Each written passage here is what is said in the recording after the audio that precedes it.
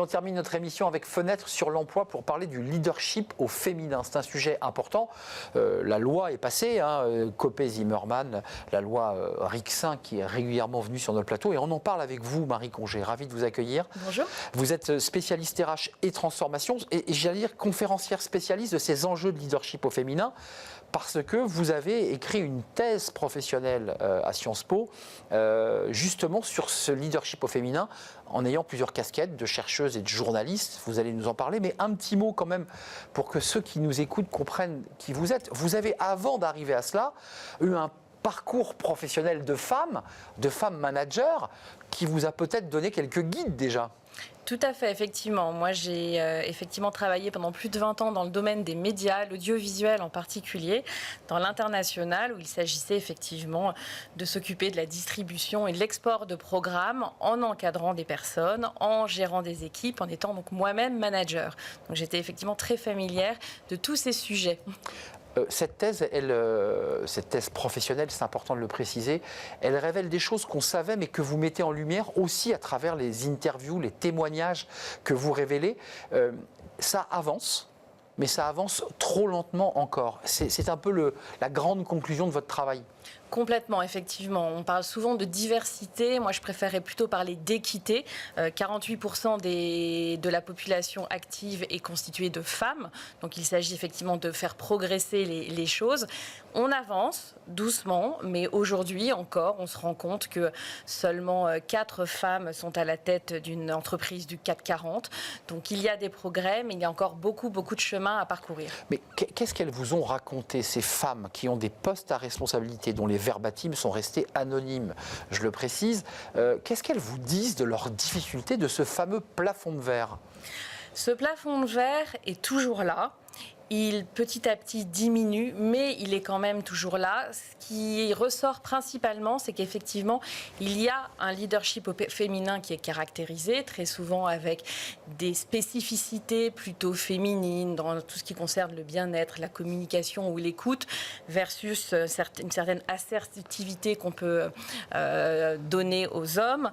Mais effectivement, ça progresse. Néanmoins, il y a toujours ce plafond de verre qui s'associe d'ailleurs très souvent aussi à ce fameux syndrome de l'imposteur, cette autocensure, effectivement, les 200 boîtes en fait. À elle-même, exactement.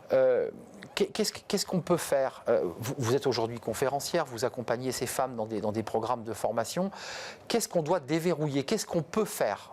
Je pense qu'on peut agir à 3 niveaux principaux. Principalement, effectivement, au niveau individuel, chacun, effectivement, a tendance à devoir travailler sur tout ce qui concerne, effectivement, les biais, ces fameux stéréotypes que l'on a chacun d'une manière individuelle. Deuxièmement, aussi, au niveau organisationnel, les entreprises se doivent de travailler sur ce sujet. Les horaires, la flexibilité. Exactement, adapter certaines, effectivement, conditions de travail et puis travailler sur tout ce qui est culture d'entreprise pour faire en sorte aussi que la féminisation des instances dirigeantes progresse, puisque c'est une source de compétitivité, c'est une vraie création de valeur. Ça, vous le dites et vous y tenez beaucoup. Exactement. C'est pas un gadget, c'est pas pour faire beau. C'est bon pour l'entreprise. Effectivement, il y a des questions morales et éthiques ou réglementaires derrière, mais c'est avant tout une question vraiment de compétitivité et de création de valeur pour les entreprises. Avoir des femmes dans les instances de direction, ça permet effectivement de gagner en termes de valorisation financière, en termes, par exemple, de diminution des risques de faillite qui peuvent, par exemple, être réduits de moins 20%. Tout ceci, effectivement, ce sont des choses que j'ai montrées dans mes enquêtes et qui progressent et sur lesquelles il faut vraiment s'appuyer. Donc vous avez à la fois de la sociologie, mais aussi du diagnostic universitaire de chercheuse qui a travaillé sur les ouvrages, qui a construit une pensée.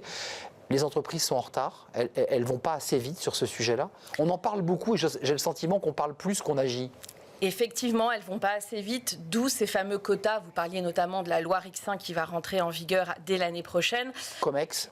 Exactement, voilà, 30% puis 40% de femmes dans les COMEX. Évidemment, ça ne va pas assez vite. Toutes les interviewées le disent, elles ne sont pas pour les quotas, mais ça reste un mal nécessaire aujourd'hui pour faire avancer les choses.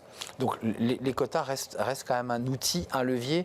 L'affirmative action, vous savez, c'est le mot qui fait très peur, reste un levier positif pour faire monter les talents féminins. C'est bien ça le sujet. Pour aller plus vite, effectivement. Et c'est le troisième axe que je voulais développer. Pour pouvoir agir, il faut agir au niveau de la société. société et faire en sorte qu'il y ait toujours cette sensibilisation du public et aussi ces aspects réglementaires. Merci Marie Congé de nous avoir rendu visite à l'origine de cette thèse professionnelle sur le leadership au féminin, avec des conférences et avec des formations, faut-il le préciser. Merci de nous avoir rendu visite, nous sommes très en retard.